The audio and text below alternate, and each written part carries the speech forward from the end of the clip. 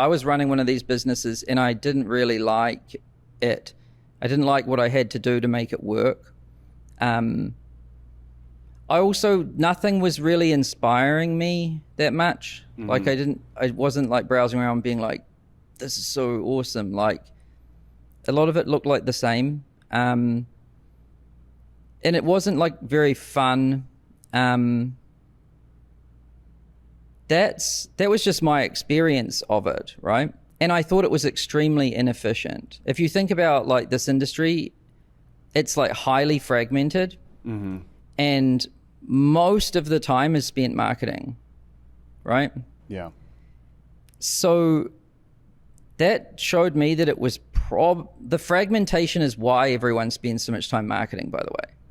What do you mean by that? So there's no place where you can just see like where the best shit is. Yes. It's all like all over the place, right? Right. All disconnected all over the internet. And people use all of these proxies to determine if something's good or not. Like, oh, the dude's got a Lambo, must be good. Yeah. You know, like it's like the signals aren't reliable. Yeah, it's a complete minefield. And actually, the most efficient tactic has been not to be good at what you do, but actually just to be famous, which shows me that it's completely kind of corrupt. Yeah. Do you know what I mean? No, exactly. And then because it's all fragmented and everything, people have to spend all their time and money like marketing, not looking after their people or working on their craft, unless their craft is marketing. Yeah.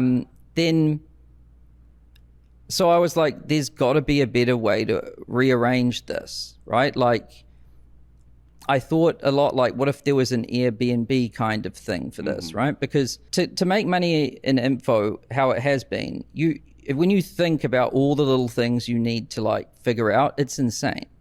So like, if you've got a website, if you've got a funnel, if you've got Facebook tracking pixel, if you've got like a CRM, an email system, Zapier, then you need like a checkout, payment processor, then analytics, like how are you supposed to do that? Because you're using 20 different things. And then where do you put your core stuff? Where do you put your videos? How do you do your calls, your live calls? We're talking about 20 systems already, right? Yep. And then gluing them all together and then trying to like look at all of this disconnected data to try to figure out what's going on. And then don't even get me started on the accounting of it all. Like, it's crazy. Like, to expect that to go mainstream it's impossible. Like like imagine if someone's just talented at knitting or cooking, and someone says to them, oh, you should make a community for that online, or you should do this online. You could make money doing this online. They can't. Like, they would have to sacrifice their passion. Yeah. Right? And hate their life.